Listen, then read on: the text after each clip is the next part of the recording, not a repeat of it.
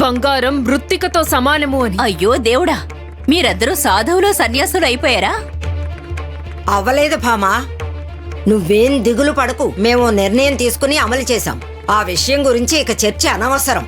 నాకేం పట్టింది? ఉన్నట్టుండి ఉమని ఇలా చూడగానే తట్టుకోలేకపోయాను, అందుకే అలా అన్నాను.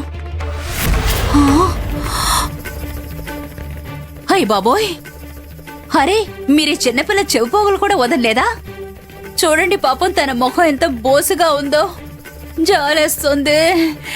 అయ్యో ఇదిగో సక్కు, దయచేసి మాట్లాడుకో. నువ్వు చెప్పే నీతులు వినే ఓపిక నాకు లేదు.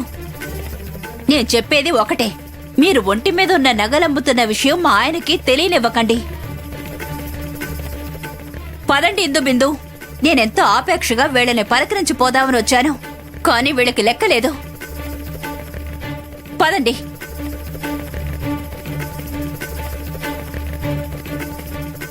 పోతే పోని, ఇదిలా వాగడం మనకి కొత్త ఏం కాదు. పుట్టుకతో వచ్చిన బుద్ధులు పుడకలతో కాని పోవంటారు.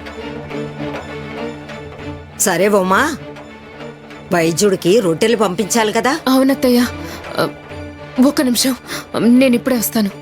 సకు, నువ్వు నాతోరా.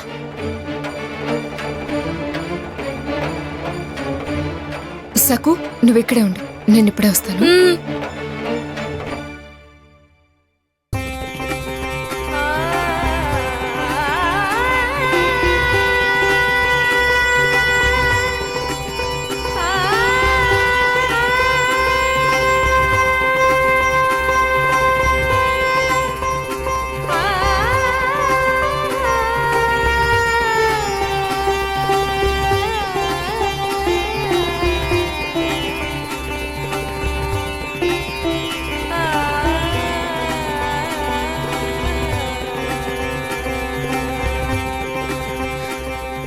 ఈవిడ బంధువై ఉంటే ఇన్ని మాటలంది.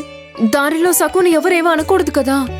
అదే చెవులకి ఏం పెట్టుకోలేదని, అందుకే తనని కమలు పెట్టుకొని వెళ్ళమని చెప్పాను.